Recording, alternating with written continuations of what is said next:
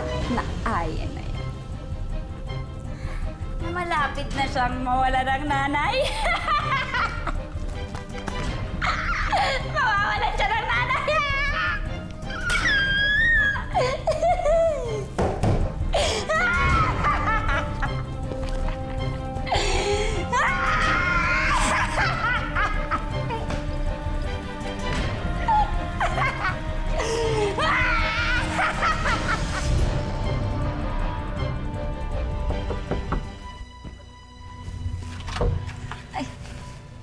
Ayan.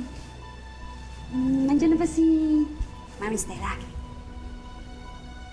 Wala pa nga eh. Ha? Tumawag na rin ako sa trabaho niya. Wala pa rin daw. Birthday pa naman niya ngayon. Nag-aalala na ako. Naku, huwag kang mag-alala. Baka naman nag-overnight lang yung kasama ng mga kaibigan niya. O di kaya, baka naman may new boyfriend na si Mami Stella. Ako hindi. Hindi magkaka-boyfriend yun, imposible. Palay mo naman. Hindi, kasi magsasabi at magsasabi yun sa akin. Mag-bestie na kaming mag-ina eh. Kaya imposible yun. Tsaka, mami na yung tawag mo kay mama? Oo. Di ba ikaw yung nagsabi na di ba, sisters tayo? So, ayun, nakini-mami na rin ako.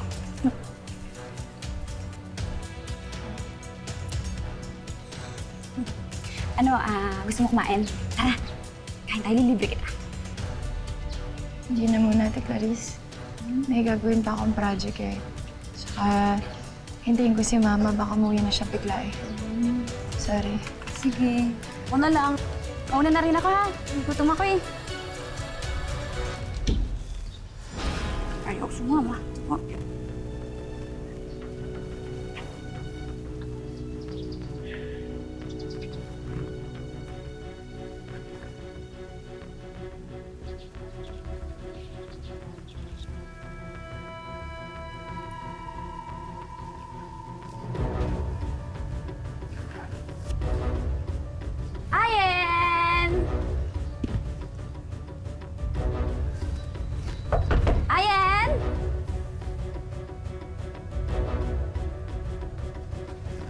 Your Prince Charming is here!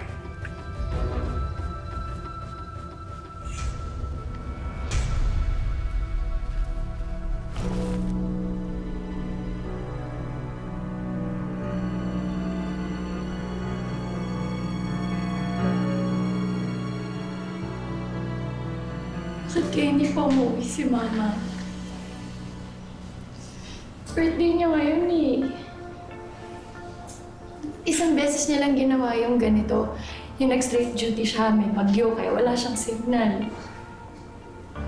Pero ngayon, anong dahilan? What if tawagan mo kaya ulit yung opisina niya?